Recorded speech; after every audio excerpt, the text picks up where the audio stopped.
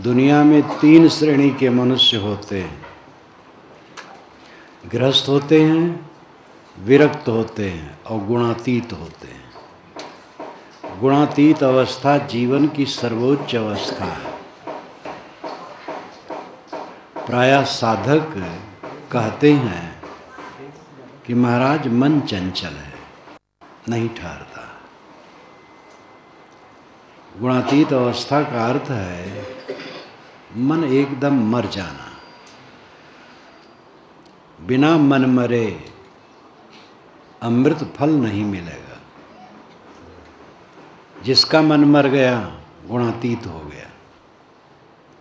लेकिन पहले गृहस्थी है, तब विरक्ति है, तब गुणातीत अवस्था है। इसलिए साहब क्रमशः कहते हैं, हद चले सो मानवा। गृहस्थी मर्यादा के अनुसार चलता है वो मनुष्य, और बेहद चले सो साध। जो बेहद चलता है, गृहस्थी की सीमा को छोड़ देता है, वो साधु। और हद और बेहद दोनों से ऊपर उठ जाता है, उसका मत अगाध है, गुणातीत है। गृहस्थ शब्द में 2 पद है, गृह और अस्थ। गृह नाम घर, अस्थ नाम स्थित। जो घर में रहे वो गृहस्थ है। यास्क मुनि ने अपने निरुक्ति में ये परिभाषा की है गृहस्थ की, गृह की, कि गृह जो पकड़ ले और जितना ला के घर में धरो अपूर्ण लगे कि अभी मिला नहीं, पूरा हुआ नहीं। जितना ला के घर में धरो सब लगता है कम है, और मिलता और मिलता और मिलता। ये गृह का अर्थ है। ये शायद उन्होंने व्यंग में कहा हो। जो मनुष्य की खोपड़ी है तृष्णा से लबालब भरी, उस पर व्यंग है उनका। कहते हैं कि एक महात्मा अवधूत थे। वह एक पात्र में भोजन मांगते थे और खाते थे। तो एक राजा के यहाँ वो गए और कहे हम भूखे हैं, लाओ। तो पात्र ले लिए, तो उसमें दाल डालें, बाल्टी बाल्टी दाल डालें, और उसमें पता नहीं खो जाए। टोकरी टोकरी भात डालें और उसमें दिखाई ही नहीं दे। तो राजा का भंडार घर सूना हो गया, सब पात्र में पता नहीं कहाँ चला जाए। तो एक दूसरे महात्मा आए, तो उन्होंने उसको देखा तो कहा, अरे भाई ये तो मनुष्य की खोपड़ी है। ये धातु का बर्तन होता तो थोड़े में भर जाता, ये मनुष्य की खोपड़ी है। तो ये व्यंग है। मनुष्य की खोपड़ी में भी जितनी वस्तु डालोगे उतने रहेगी, घटेगी नहीं। चमत्कार बिल्कुल झूठ है, ये ध्यान दीजिए। चमत्कार का अर्थ है बाबा आकाश में उड़ते हैं, 500 बरस के हैं, जो चाहें सो कर देते हैं। चुटकी बजाते किसी का रोग दूर कर सकते हैं, बच्चा दे सकते हैं, धन दे सकते हैं। पानी पर वैसे चल सकते हैं जैसे कोई पृथ्वी पर चले। स्वयं भुनगा मच्छर बन सकते हैं और हाथी बन सकते हैं। हनुमान जी लंका गए तो ऐसे किए, बहुत छोटा रूप बना लिए और फिर पर्वताकार कर लिए। इसी प्रकार 2 किलो चावल के भात में कई हजार लोगों को खिला दिया और 1 हंडा भात बच गया। ये महात्मा की कृपा।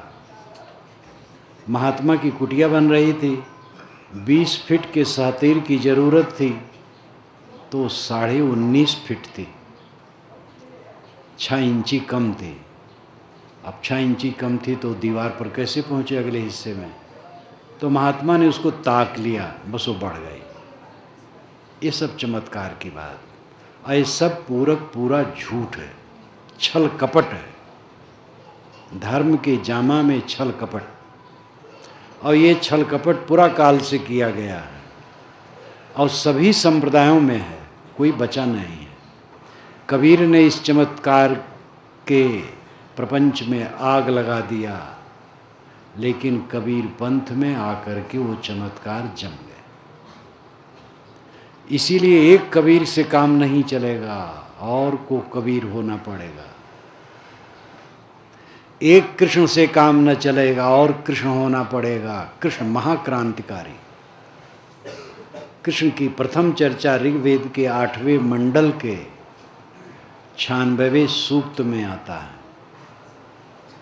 और जहाँ खिल भाग नहीं है वहाँ 86वें में आता है, 85वें में। और वह 3 मंत्रों में उनका वर्णन है। वन्य जातियों के नायक 10,000 सेना लेकर के अंशुमती नदी के तट पर सूर्य के समान अवस्थान प्रस्थान करने वाला, चीत्कार करने वाला इंद्र ने उसे परास्त किया।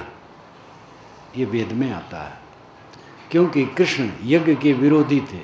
यज्ञ में पशुवध होता था, कृष्ण पशुपालक थे। और कृष्ण केवल आर्यों के रक्षक नहीं थे, मानव मात्र के रक्षक थे। इसलिए कितने चिंतक कहते हैं कृष्ण स्वयं आर्य नहीं थे, क्योंकि वो भी काले थे। तो आर्य अनार्य तो बकवास है, सब आर्य हैं, अनार्य कोई नहीं। कृष्ण छांदोग्य उपनिषद में जीवन यज्ञ का उपदेश घोरांगरस से पाते हैं, और आत्मज्ञानी है। महाभारत में वह नेता हैं, राजनीतिक हैं। गद्दी पर कभी नहीं बैठे, लेकिन गद्दी वालों को नचाते रहे जीवन भर। शूरवीर, दुष्टों के दलन करने वाले, रसिया नहीं। सिर्फ महाभारत में 1 लाख से कुछ ज़्यादा श्लोक हैं, कहीं भी रसिया की चर्चा नहीं। लेकिन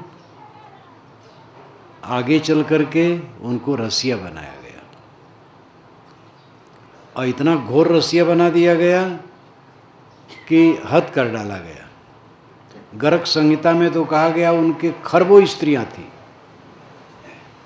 अब आज पूरी दुनिया में 5-6 अरब आदमी होंगे, या 7 अरब हों बस। तो ये चमत्कार की लीला चारों तरफ। कृष्ण जैसा क्रांतिकारी पुरुष के पीछे घोर चमत्कार। श्री राम को शाम को बताया गया राज्य, और सुबह दिया गया वनवास, लेकिन वह किसी पंडित को बुला करके अपना हाथ नहीं दिखाए, जन्म कुंडली नहीं दिखाए, वशिष्ठ से भी नहीं कहे महाराज ये क्या हमारे ऊपर ग्रह टेढ़ा है, थोड़ा कुछ यज्ञ वज्ञ करवा दीजिए, ये ग्रह उतर जाए। मिलने ही नहीं गए वशिष्ठ से, किसी से कुछ नहीं कहे, तुरंत बलकल धारण करके चल दिए। कहीं वह देवी देवता नहीं मनाए ये हमारा कष्ट दूर कर दे, जीवन भर आग से जूझते रहे। ये सब तो इतिहास के बाहर हैं, प्राक इतिहास काल के पुरुष हैं। कबीर तो इतिहास काल के क्या, अभी अभी 600 वर्ष के, और उनकी वाणी कही हुई है। राम ने, कृष्ण ने क्या कहा, ये तो उनका काव्य नहीं है। गीता भी लिखी गई है ईसा के 300-400 वर्ष पहले, और ईसा के 400-500 वर्ष बाद तक उसमें श्लोक बनते रहे। मेरी एक पुस्तक है श्री कृष्ण और गीता, छोटी सी, उसमें आप पढ़ सकते हैं। बौद्धों का जो मत ईसा के 300-400 वर्ष बाद उदय हुए हैं, उन मतों का खंडन वेदांत दर्शन में, ब्रह्मसूत्र में। और उस ब्रह्मसूत्र की चर्चा जो बौद्धों का खंडन है, उसकी यानी उपनिषद की चर्चा, वेदांत की चर्चा, ब्रह्मसूत्र की चर्चा गीता में। तो बौद्धों का विचार पहले आया, तब ब्रह्मसूत्र में गया, और ब्रह्मसूत्र से तब गीता में गया, तो इसमें समय लगता है।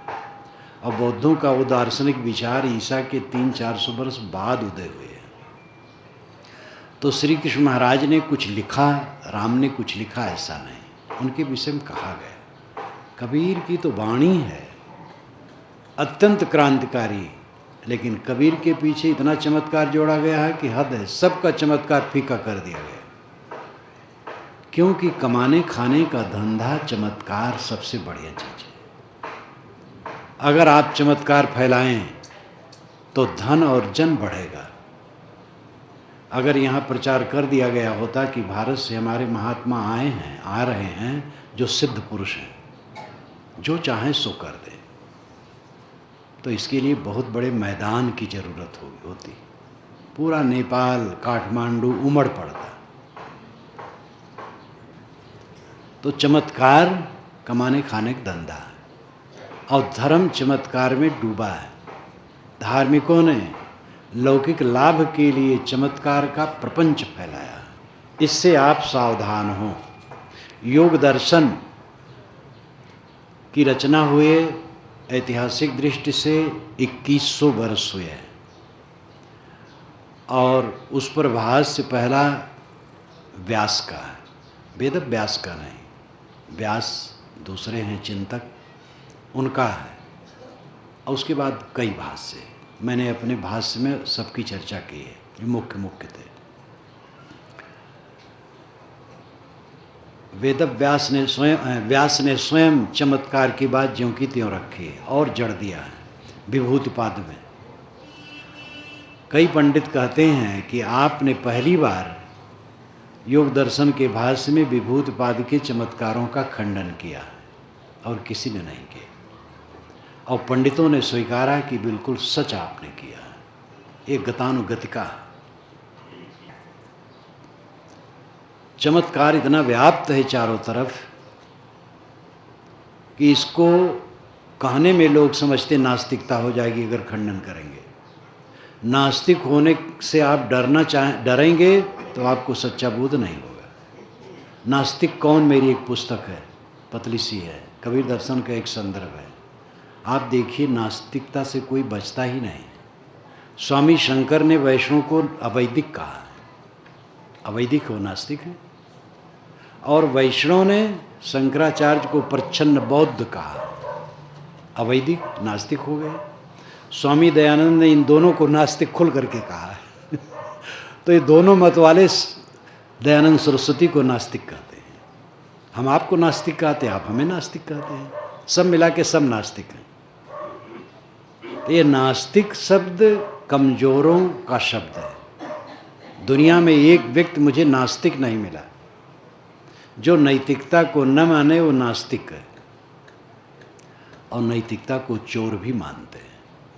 चार चोर जब चोरी का माल बांटते हैं तो कहते भाई ईमानदारी से बांटना, छिपाना नहीं। वहाँ भी नैतिकता का बीज है। लोग कहते मार्क्स नास्तिक है।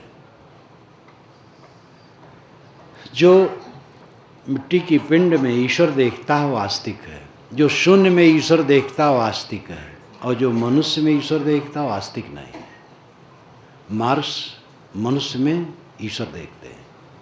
मनुष्य की सेवा होनी चाहिए, मनुष्य में समानता होनी चाहिए। मार्क्स नास्तिक कैसे है? इसलिए नास्तिक दूसरे को कहने वाले खुद नास्तिक। दुनिया में कोई नास्तिक है ही नहीं। बस हमारा ईश्वर इतना लंबा है, आपका ईश्वर इतना लंबा है, इसी को लेके लड़ाई हो रही है। और आज तक बेचारा ईश्वर किसी को नहीं कह पाया कि तुम लोग द्वंद्व मत करो, मैं ऐसा हूँ।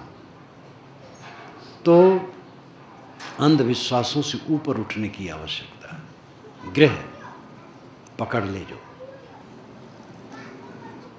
लोग कहते महाराज क्या करूं, गृहस्थी के जंजाल में फंस गया हो। एक हाथ जोड़ता हूं, चार हाथ टूटता है। ये क्यों? वो तृष्णा ये कहलाती है। पक्षी कभी कहते हैं, पक्षी के कुछ नहीं, चारा चुगते हैं, मस्त सो गए, चोरी होने कोई चीज़ें उनके पास नहीं, अब आपसे ज़्यादा प्रसन्न है। सुबह चहचहाने लगते हैं। अब आदमी सुबह उठता तो मालूम होता बीमार है, उदास, खिन्न। तो गृहस्थ जो घर में रहा है, साधु भी घर में रहते हैं, उनके घर का नाम आश्रम है, कुटिया है, मठ है। इसलिए घर में रहे सुगृहस्थ, ये परिभाषा सही नहीं है। गृहस्थ वह है जो विवाह करके रहे। विवाह विशिष्टम बहनम, विवाह का अर्थ है विशिष्ट ढंग से निभाना। अकेले आदमी नहीं रह पा रहा है, इसलिए विवाह करता है और करना चाहिए। बाइबिल में, नई बाइबिल में भी है एक पत्र के उत्तर में कि ईश्वर अविवाहित को ज़्यादा पसंद करता है। तुम अविवाहित रह सको तो अच्छा है, ईश्वर की भक्ति करो। अब अगर तुम न रह सको तो विवाह कर लेना अच्छा है। कितना बढ़िया उत्तर है। सब वैसे नहीं रह पाएंगे, सबके इतना विवेक नहीं जग पाएगा, इसलिए विवाह करना उचित है। विवाह से गृहस्थी बनती है। आजकल मर्यादा के विरुद्ध बहुत हो रहा है और समाजशास्त्री उसको श्रेय दे रहे हैं।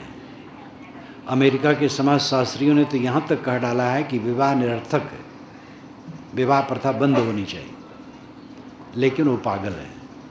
वहाँ तो कानून बनी गया है कि लड़का लड़का शादी करे, लड़की लड़की। इससे घोर पतन और कुछ हो सकता है। जिस अमेरिका को माना जाता है पूरी दुनिया में सोने की नगरी आजकल, वहाँ इतना घोर पतन है कि लड़का लड़का शादी करता, लड़की लड़की शादी करती है। क्या मतलब होता है? विवाह ठीक है। विवाह के बाद परस्पर में मधुरता की जरूरत है। पति पत्नी अगर मधुरता से बात करते हैं, मधुरता से रहते हैं, तो 3 पीढ़ी का कल्याण होता है। पति पत्नी गृहस्थी के रीढ़ हैं। पति पत्नी आपस में मधुर बर्ताव वाले हैं, एक दूसरे को समर्पित। वैदिक युग में ऐसे था मित्र भाव। बीच में विकार आया तो स्त्री दासी बन गई और पुरुष देवता, पुरुष को समर्पित हो। लेकिन ध्यान देना, पुरुष लोग ये देवियां झंडा उठा लेंगी, नहीं चलेगा नहीं चलेगा। आज के युग में अब मित्र हैं, और यही मित्रता वैदिक युग में थी, पीछे बीच में बिगड़ गई। पति पत्नी दोनों मित्र हैं। अगर पति देवता है तो पत्नी देवी है। पति बाहर काम करता है, पत्नी घर में काम करती। घर में कम काम नहीं है। अवध क्षेत्र में कहावत कहते हैं कि अगर पुरुष हल से घर जोते तो घर नहीं बिगड़ता है, और नारी सुई से घर जोते तो घर बिगड़ जाएगा। क्योंकि खजांची यही है, भंडारी यही है, प्रबंधक यही है, बच्चों को चलाने वाली यही है। कई स्त्री पुरुष में टकराव होता है। पति पत्नी 2 मिलने आए, संपन्न है, योग्य हैं। पति ने कहा साहब इनको समझा दीजिए, मैं लड़कों को डांटता हूँ और ये लड़कों को श्रेय देती हैं, वह लड़के इन्हीं की तरफ रहते हैं। तो मैंने कहा तुम भी लड़कों को श्रेय दो तो सब एक तरफ हो जाओ। तो उनकी पत्नी हंसने लगी और बेचारे चुप हो गए। माँ का हृदय स्वाभाविक होता है प्यार का।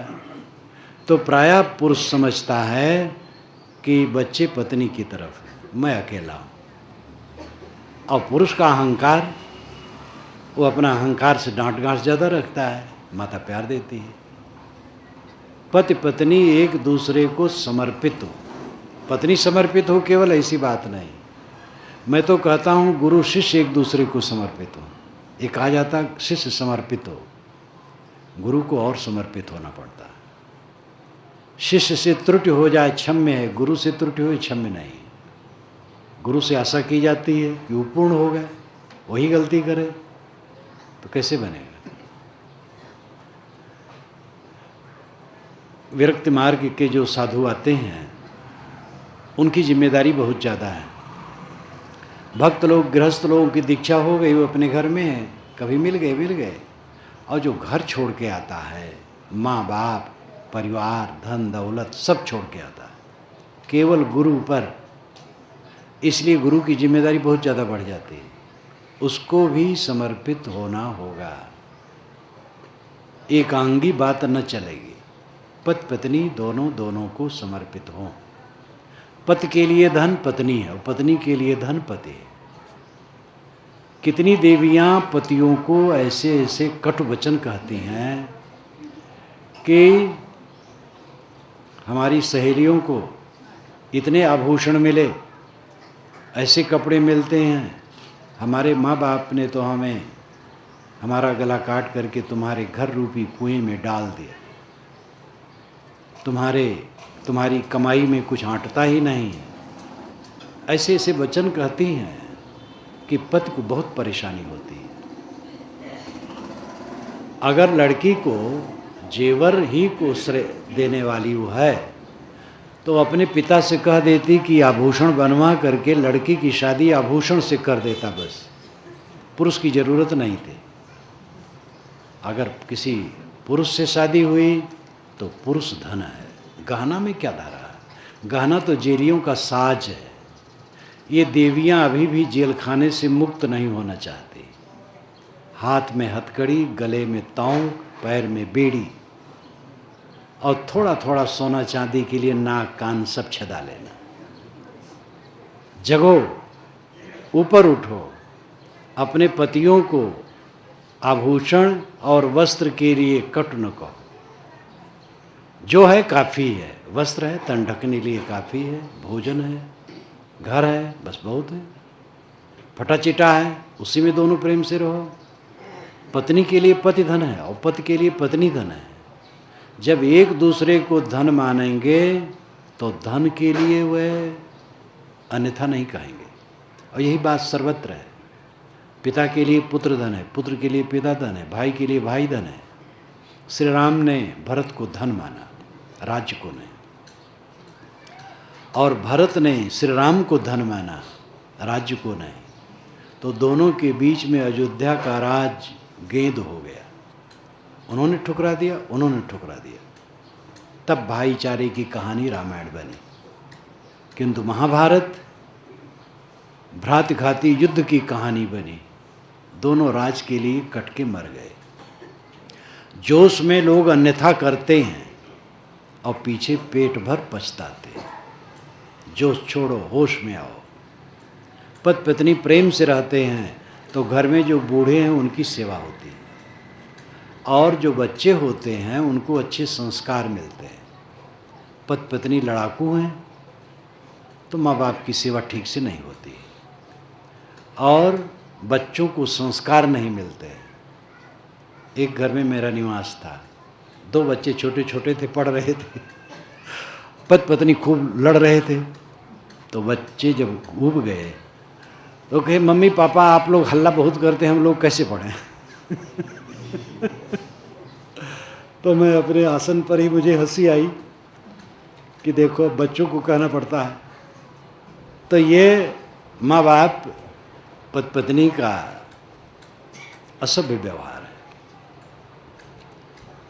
3 पीढ़ी का हित, बुजुर्गों का, बुजुर्गों की सेवा, बच्चों को अच्छे संस्कार, और पति पत्नी आनंद से रहेंगे। गृहस्थी में प्रवेश करने के बाद जब संतान आती है तो संतान के साथ अच्छा बर्ताव और अहंकार का भाव उससे जुड़ता है, वही विकार पैदा करता है। बच्चे कोमल होते हैं, प्रिय होते हैं। जब जवान होते हैं तो उनकी रुचियां होती हैं, उनके संस्कार, उनके स्वभाव, उनके गुण कर्म, तो भिन्नता होती है और उसमें खटकता है। फिर माता पिता बच्चों को कटु कहते हैं, डांटते हैं। डांटना कभी बुरा नहीं है, लेकिन जब आप 20 बार प्यार करेंगे तो एक बार की फटकार गलत नहीं होगी। अगर आप फटकार ही फटकार करें, प्यार न करना जानें, तो बच्चे कब तक श्रद्धा समर्पित करेंगे? ये ध्यान देने योग्य बात है।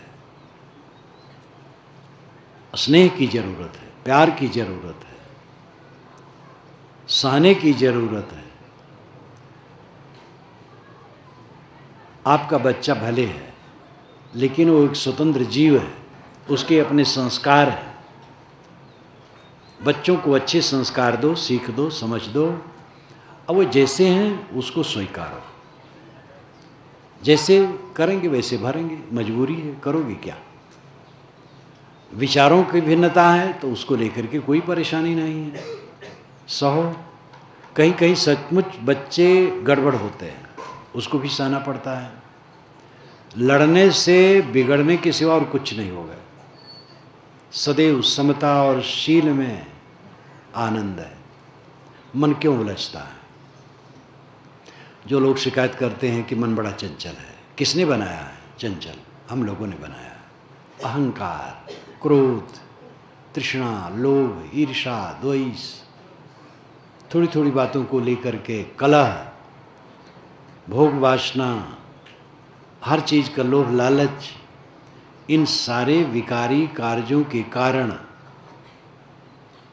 मन में कूड़ा कबाड़ इकट्ठा होता है और ये कूड़ा कबाड़ मन को उद्वेगित करता है और फिर शांति नहीं मिलती।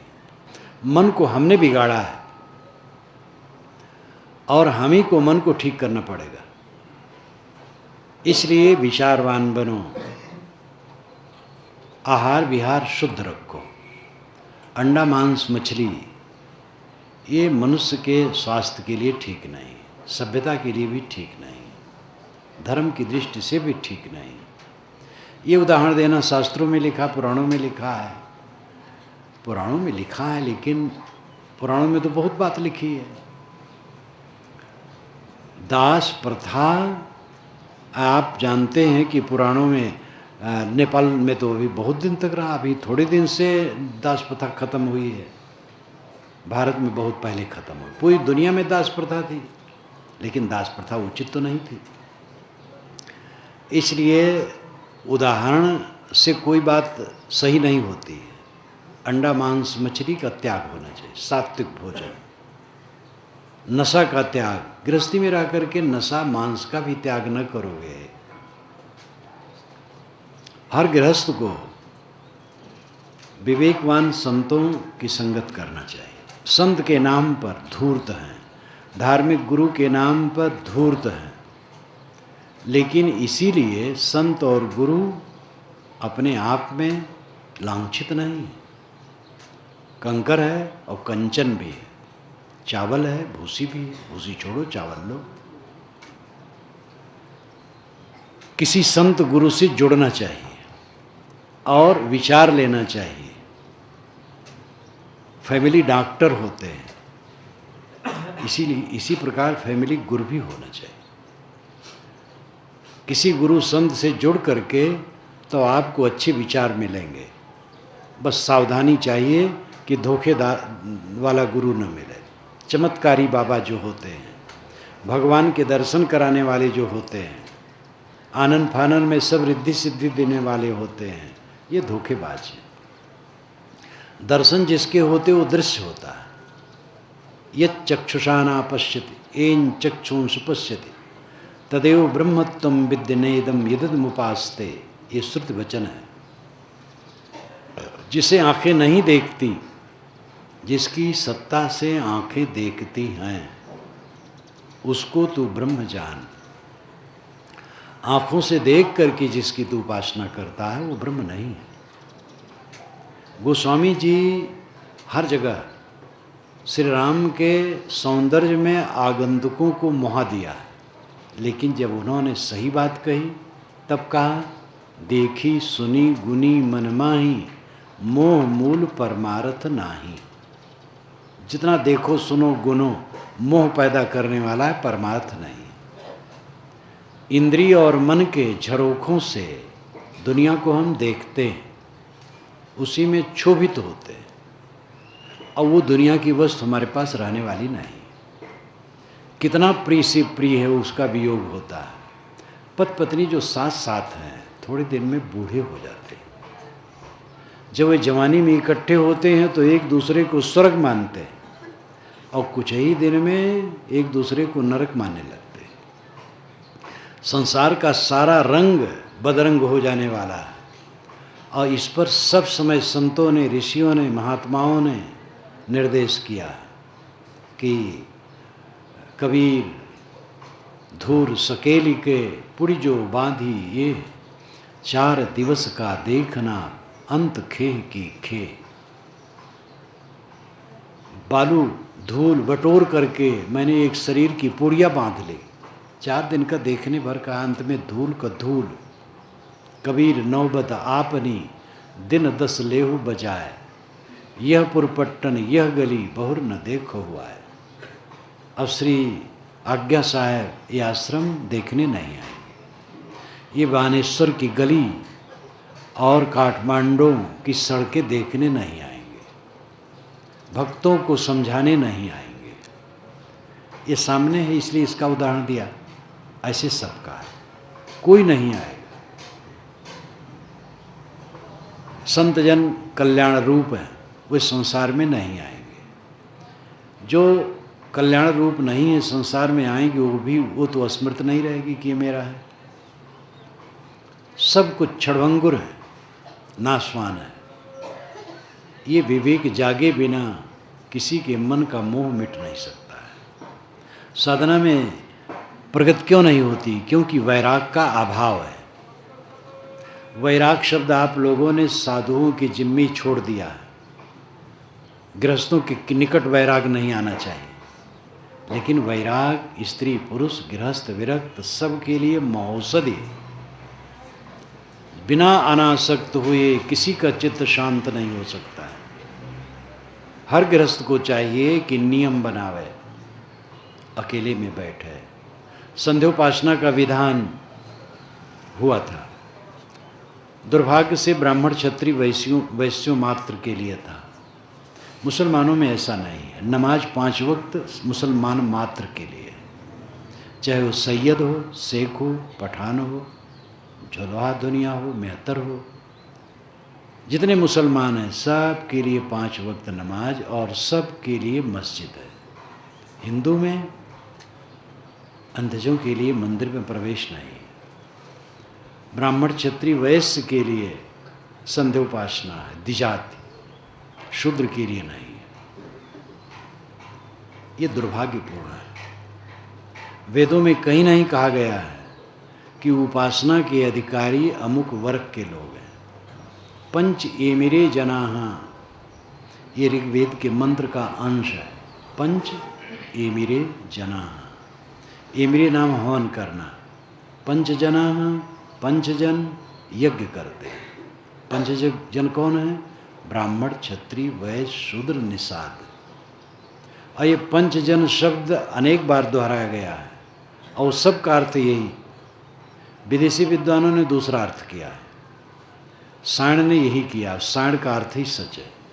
वैसे विदेशी विद्वानों के कई अर्थ सच है, कहीं सायण से भी गलती हुई, लेकिन यहाँ सायण का अर्थ बिल्कुल सच है। मैंने अपने वेद में लिखा है, ज्ञानी, शासक, व्यवसायी, शिल्पी और श्रमिक, ये 5 वर्ग पूरी दुनिया में सब समय रहे हैं और सब समय रहेंगे। संध्योपासना का अर्थ है संध्या काल में उपासना। संध्याएं 4 हैं, रात और दिन का जोड़ सुबह है, दिन के दोनों पक्षों का जोड़ दोपहर है, दिन और रात का जोड़ सायंकाल है, जैसे ये समय, और रात के दोनों पक्षों का जोड़ आधी रात है।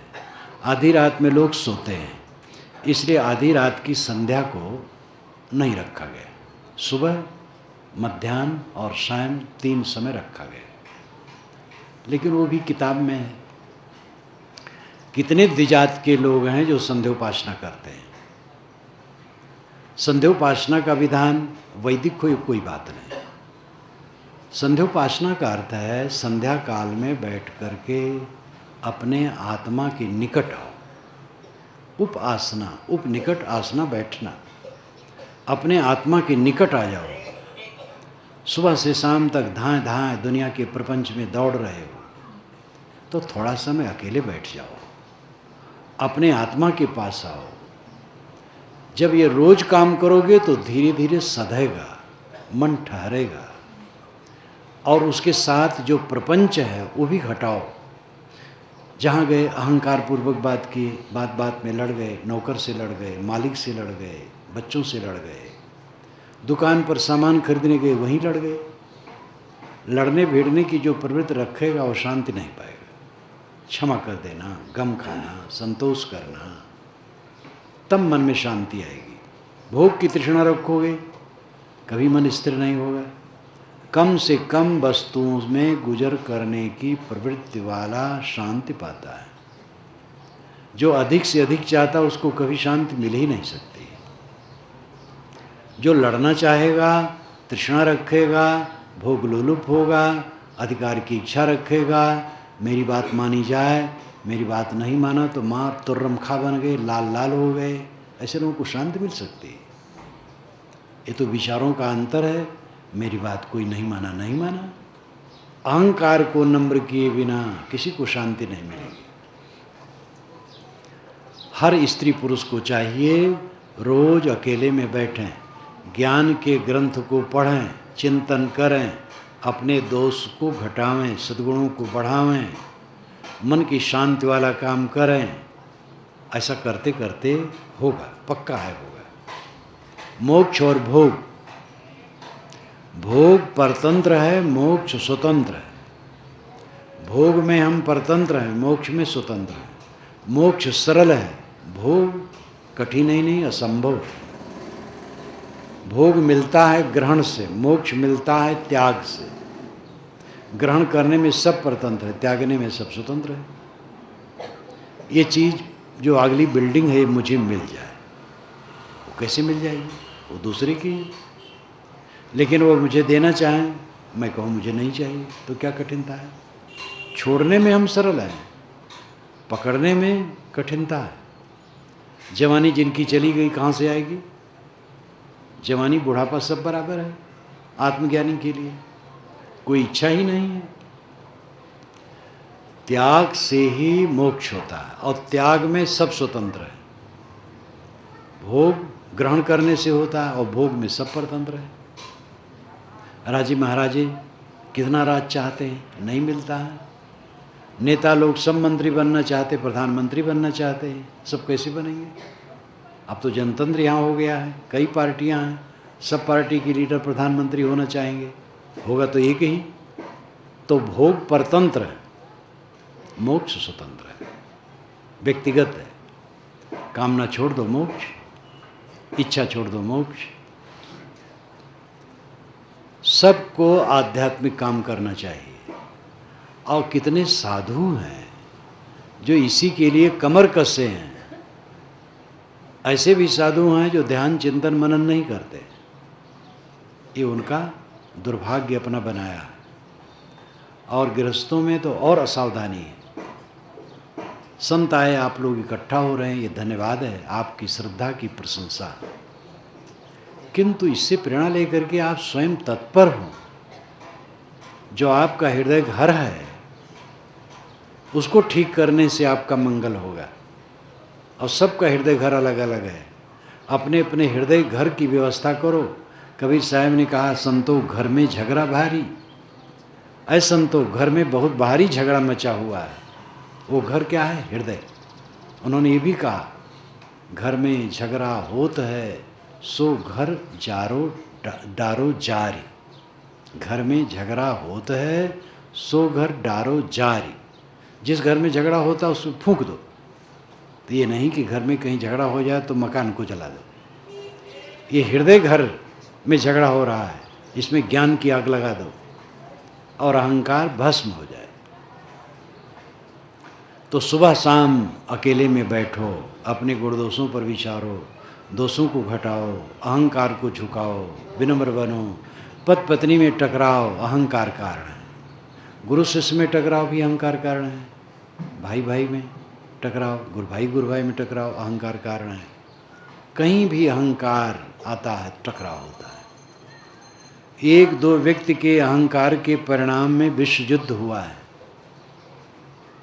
नागासाकी और हिरोशिमा पर जो बम गिरे जापान के, वो एक दो व्यक्तियों की मनोमालिन्यता का परिणाम था। वो बचा सकते थे, बहानेबाजी बहुत किए कि इस कारण से गिराया, इस कारण से गिराया।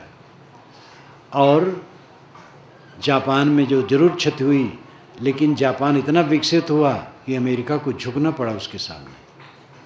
जापान के सामान अमेरिका में पटे तो अहंकार को झुकाए बिना कभी कल्याण नहीं हो सकता है। एक दो संतान होने के बाद संयमी बनो। मैं तो कहा था पीछे दिनों में, संतान जिसके न हो वो दुखी न हो। वह समझ लें कि प्रकृति ने आधी झंझट काट दी है और वे साधना में लगे। जिनके बाल बच्चे हैं उनको निभाना, वो कहाँ जाएंगे, निभाएंगे।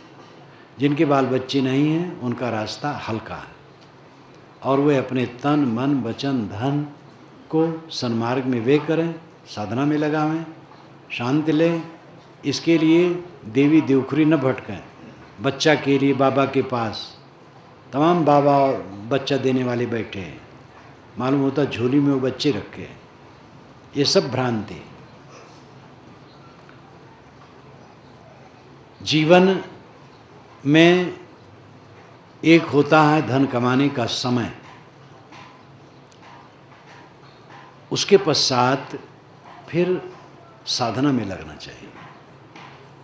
सेवा मुक्ति सरकार दे देती है 60 वर्ष की उम्र में, लेकिन अनेक गृहस्थ 90 वर्ष के हो जाए तो भी सेवा मुक्ति नहीं लेना चाहते। हर गृहस्थ को चाहिए, अगर बाल बच्चे हैं तो उनको जिम्मेदारी दे दो और अपना हल्का फुल्का बनो। वानप्रस्थी का विधान पूर्वजों ने क्यों किया था? 50 वर्ष के हो जाओ, वानप्रस्थी हो जाओ। बच्चों को केवल निर्देश कर दो, अपना साधना में लग जाओ। अब तुम भी वहीं बैठे हो और बच्चों को परेशान करते तो आपस में लड़ाई होगी ही। हट जाओ थोड़ा। पहले जंगल बहुत था, जंगल में वो रहने लगते थे झोपड़ी डाल करके, वानप्रस्थी।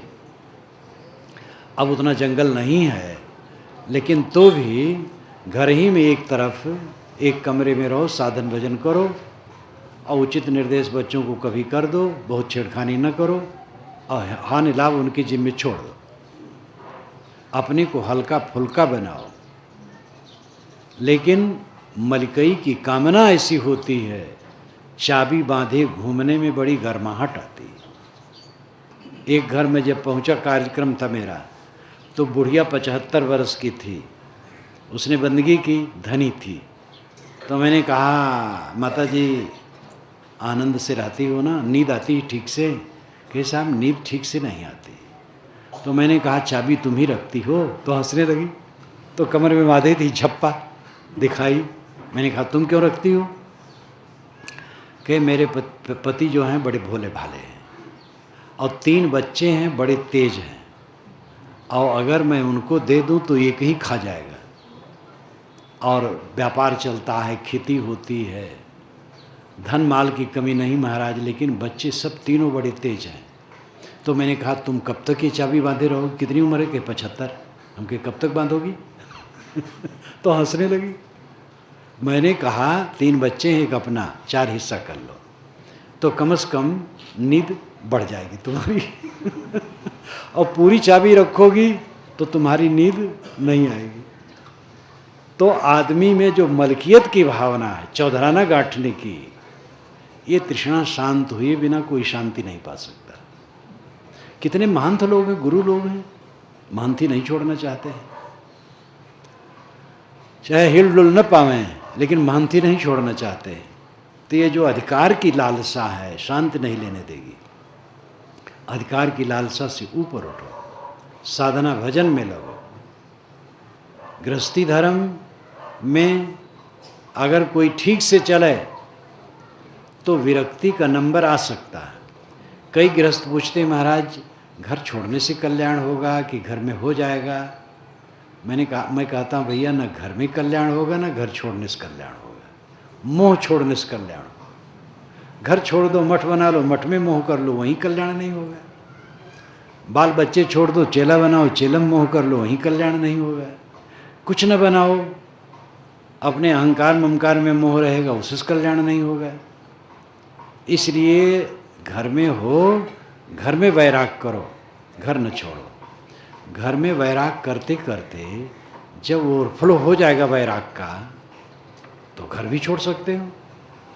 लेकिन घर छोड़ दिए और 4 दिन के बाद सोचिए अरे घर अच्छा था, तब फिर जब घर में आओगे तो आपकी इज्जत खराब हो जाएगी। एक सज्जन की ही दशा हुई थी, धनी आदमी थे और अधिकारी थे, रिटायर्ड हुए, और उनके बच्चे और बड़े बड़े अधिकारी हो गए, क्योंकि पढ़ाई लिखाई ज़माना बढ़ा है। उनके 4 बच्चे थे, कोई इंजीनियर, कोई डॉक्टर, कोई प्रोफेसर। तो उनके अहंकार की बात थी, उनको लगे कि बच्चे बात नहीं मानते हैं, आदर नहीं देते हैं। ये जो बोध है अपमान का, तिरस्कार का, ये अपने अहंकार का फल है। इसीलिए वानप्रस्थ की जरूरत है ना, कि बच्चे अपने ढंग से रहें, आप अलग से उसमें रह करके भजन साधन करो। तो गुरु महाराज के पास आए, ये अयोध्या की बात है और फैजाबाद की। फैजाबाद में वो रहते थे, अयोध्या में उनका गुराश्रम था।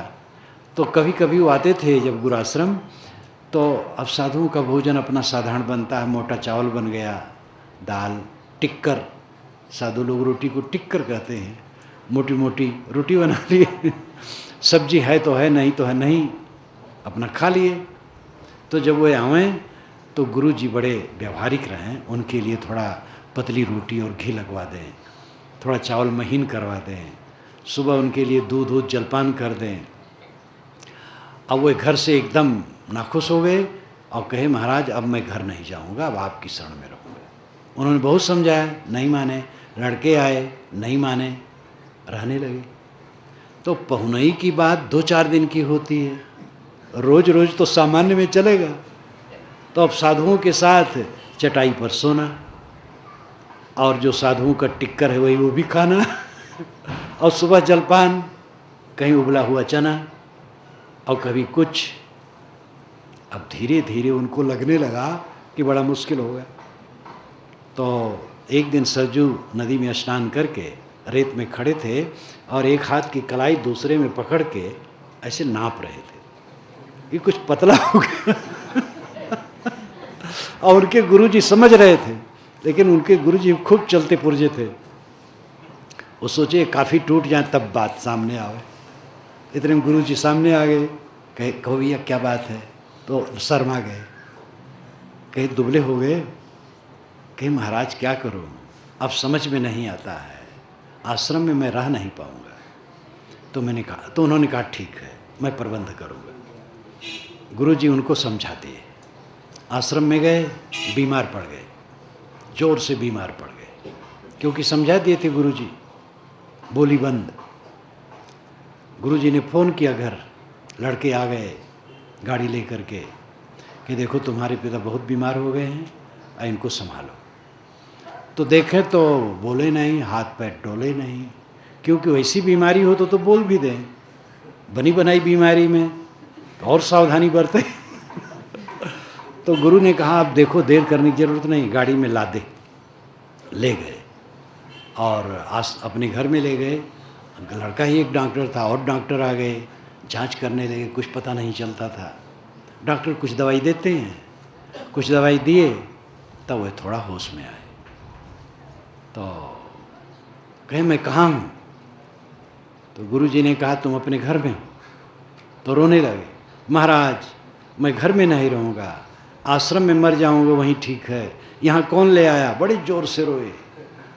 गुरु ने कहा देखो मुझे गुरु मानते हो तो मेरी आज्ञा मानना पड़ेगा, ये बच्चों का अपमान हो रहा है, तुम्हें घर में रहना है। कहे महाराज अब क्या कहूँ, जब आप ही त्याग रहे हैं तो मैं क्या करूँ? तो अब गुरु इतने सावधान थे भाई, व्यवहारिक थे, अब ऐसा कहे उनकी इज्जत भी रही, वो घर में रहने लगे। लेकिन अगर आप लोगों में से मेरे पास कोई आओ तो ऐसा मैं नहीं कर पाऊँगा। मैं तो आपके घर फ़ोन कर दूंगा कि आपके पिताजी घबरा रहे हैं, इनको ले जाओ।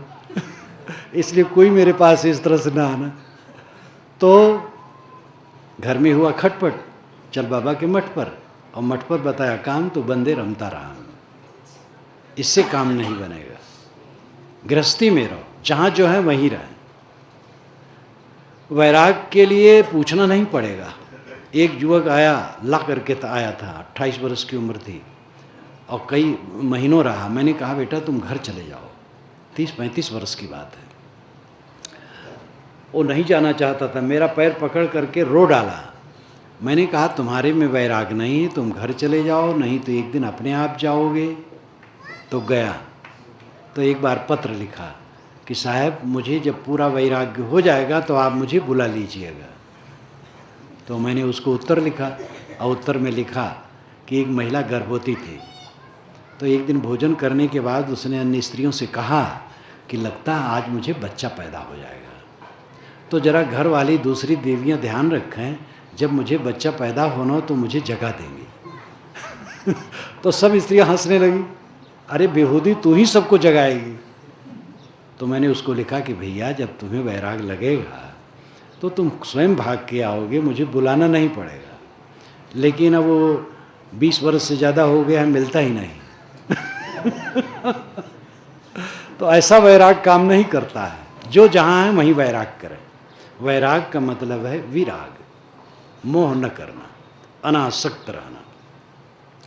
अनासक्त रह करके काम करो, अपनी कमाई में कुछ पर सेवा करते रहो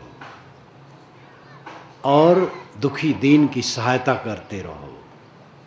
घर में बड़ा खटपट है, प्रपंच है, कुछ सन्मार्ग में वे करने से चित्त की शुद्धि होती है। साधु का कर्तव्य है उस सद्ज्ञान का दान करें, गृहस्थ का कर्तव्य है जो उनके पास है उससे सेवा करें, और करते ही जो समझदार हैं। ये सब गृहस्थी के अंग हैं। गृहस्थी के अंग बहुत हैं। गृहस्थी आश्रम सबसे अधिक व्यापक है। इसी से इंजीनियर, डॉक्टर, नेता, प्रोफेसर, विद्वान, संत, सूरवीर सभी निकलते हैं। गृहस्थी का सुधार हो जाए तो सबका सुधार हो जाए। इसीलिए साहब ने कहा है पहले जन्म पूत का भयु बाप जन्म या पाछे। पहले पुत्र जन्मा तब बाप जन्मा। किसी को पुत्र जन्मता है तो उसको बाप कहा जाता है, वो पुत्र बाप कहता है। आप किसी गली में नहीं सुने होंगे कोई कहता जाए कि फलाने घर में बाप जन्मा है, पुत्र जन्मा कहते हैं। पुत्र जन्मता है, जब वो बड़ा होता है तो अपने पिता को बाप कहता है। इसलिए अगर पुत्र का सुधार हो जाए तो पिता का सुधार अपने आप हो जाएगा, और पिता का सुधार हो तो पुत्र का सुधार हो जाएगा। इसलिए खाने पीने की चीज़ें करीब करीब सबको मिलती हैं। ज़्यादा अहंकार और दुर्गुण ये कलह मचाते हैं। घर गृहस्थी वह घर है जहाँ पर एक दूसरे से मधुरता पूर्वक बोलते, मुस्कुरा करके बोलते, मीठे वचन बोलते हैं। शाम को घर में इकट्ठे हो, एक दूसरे से हंस हंस कर बात करो। 24 घंटे में एक बार हंसी का कहा आपके घर में उठना चाहिए, तब माना जाएगा लोगों के हृदय की कुंडी खुली है। एक आया तो दूसरा बोलता ही नहीं, देवरान जेठान से नहीं बोलती, सास बहू से नहीं बोलती है, तो घर में स्वर्ग कैसे उतरेगा? स्वर्ग कहीं बाहर नहीं है, अपने में लौट आना स्वर्ग है। स्वर्गा स्वर्ग, स्व में गमन, अपने में लौट आना स्वर्ग है। वैकुंठ विकुंठ, कुंठा रहित हो जाना, गांठ रहित हो जाना वैकुंठ है। वैकुंठ कहीं बाहर नहीं है। तो गृहस्थी स्वर्ग तब बनेगी जब प्रेम की गंगा बहे, हद चले सो मानवा। गृहस्थी मार्ग में जो चले ठीक से वो मनुष्य है। अब मैं इतना ही कहूँगा, समय पूरा हो गया है, शेष फिर।